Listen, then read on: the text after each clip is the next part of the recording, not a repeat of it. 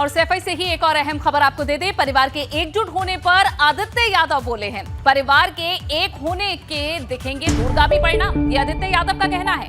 एकता उपचुनाव तक नहीं, लोकसभा चुनाव में भी दिखेगी। शिवपाल यादव के बेटे और प्रसपा के प्रदेश अध्यक्ष हैं आदित्य, जिन्होंने इस कार्यक्रम के बाद ये बयान दिया है। कहा कि ये एकता उपचुनाव तक नहीं बल्कि लोकसभा चुनाव में भी दिखेगी।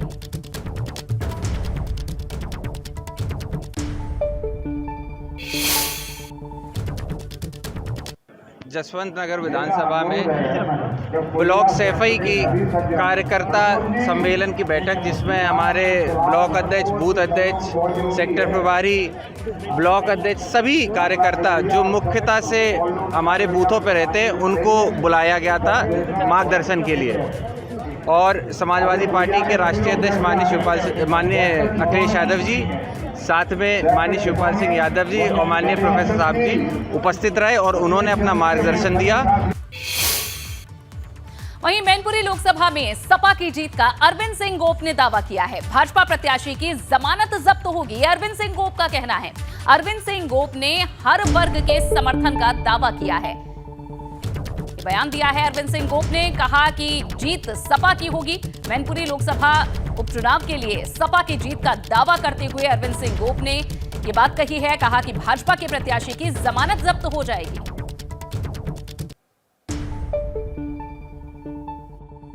हम 96 के चुनाव में आ रहे हैं 15-20 दिन। इसके बाद धर्मेंद्र जी चुनाव, सबके चुनाव हम लोग रहते हैं।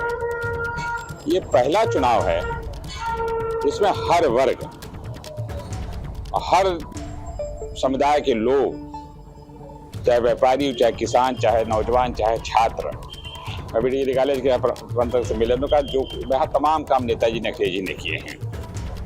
ये चुनाव जनता लड़ रही है और जब जनता चुनाव लड़ती है तो बड़ा परिवर्तन होता है। नेताजी को श्रद्धांजलि देने के लिए पूरा मैनपुरी खड़ा है। नेताजी देश के बहुत बड़े नेता थे। हम जितने लोग माननीय विधायक सब लोग खड़े हैं, सब लोग नेताजी के राजनीति में पैदा हुए लोग हैं। मेरा ये मानना है कि आजाद भारत का सबसे ऐतिहासिक चुनाव होने जा रहा है।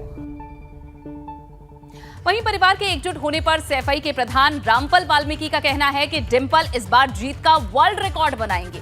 परिवार में कहीं कोई दूरी नहीं है।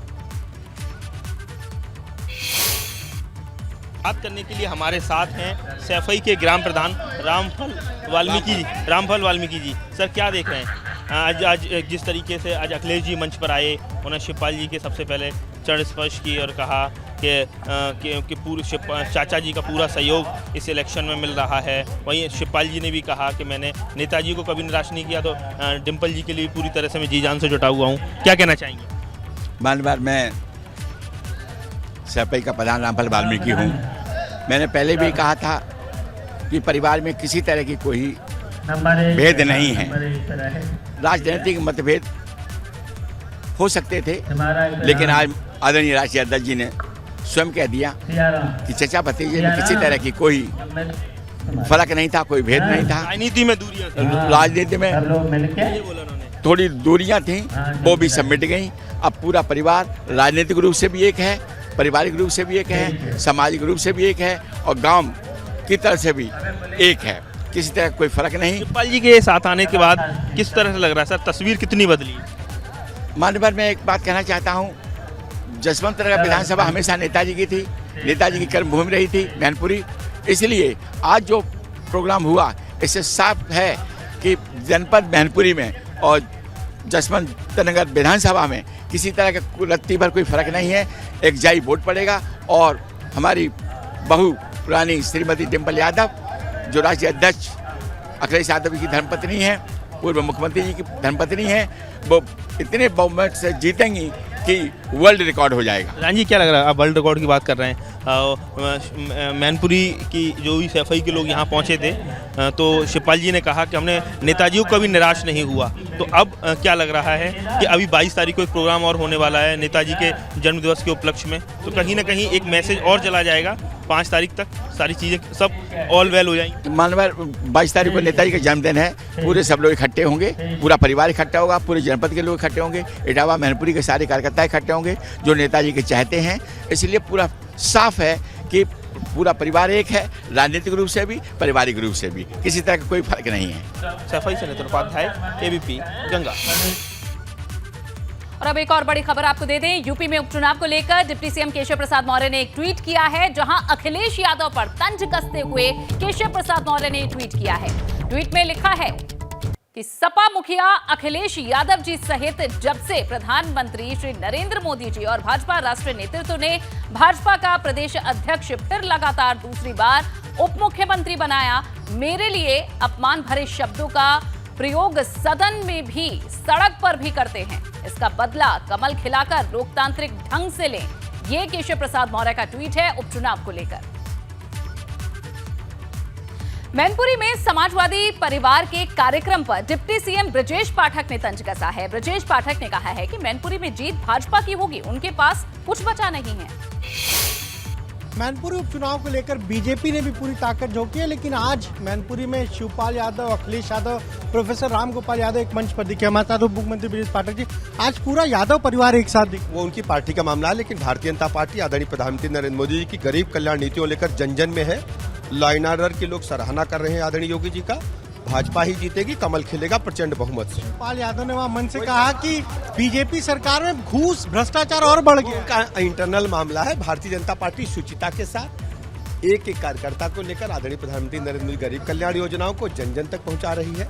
लॉ एंड ऑर्डर की लोग सराहना कर रहे हैं, बीजेपी ही जीतेगी। कह रहे हैं बीजेपी सबसे झूठी पार्टी है। तो उनको अच्छी तरह पता है उनके साथ क्या हुआ। तो यह आपने सुना, क्या कहना है उप मुख्यमंत्री ब्रजेश पाठक का।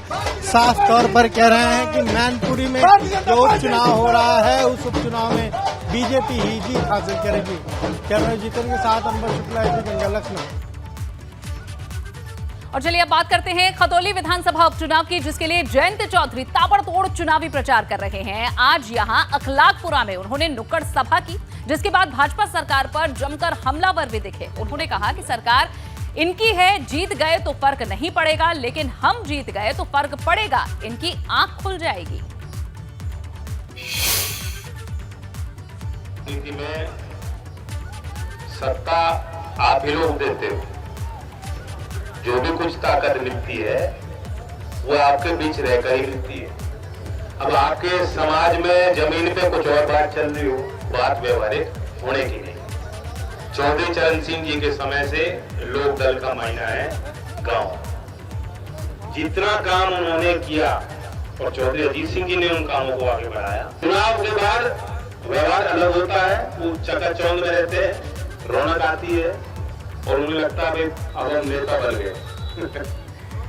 लेकिन जो जैसा भी बड़ा शक्तिशाली बनता हो, चुनाव में तो आएगा फिर लौट के 5 साल बाद आपके पास ही। तो ताकत किसके पास है? ताकत तो आप ही के पास है। बढ़ेंगे खबरों में आगे। यशदान बिल्डर से जुड़ी एक बड़ी खबर मिल रही है। यशदान बिल्डर का अपार्टमेंट तोड़ने की कार्रवाई पर सिविल जज ने रोक लगाई है। सिविल जज ने हाईकोर्ट की सुनवाई पूरी होने तक बिल्डिंग न तोड़ने का आदेश दिया। लखनऊ विकास प्राधिकरण के अधिकारी अपार्टमेंट तोड़ने की कार्रवाई कर रहे हैं, जिसके बाद अब ये सुनवाई हुई है। यशदान बिल्डिंग तोड़ने के सिलसिले में ये बड़ी खबर आपको दे रहे हैं, जहां अपार्टमेंट तोड़ने की कार्रवाई पर सिविल जज ने रोक लगा दी है। सिविल जज ने हाईकोर्ट की सुनवाई पूरी होने तक बिल्डिंग न तोड़ने का आदेश दिया है। लखनऊ विकास प्राधिकरण के अधिकारी अपार्टमेंट तोड़ने की कार्रवाई कर रहे हैं, जिसके बाद अब ये फैसला दिया गया है कि हाईकोर्ट की सुनवाई जब तक पूरी नहीं होती तब तक लखनऊ विकास प्राधिकरण अपार्टमेंट तोड़ने की कार्रवाई ना करे।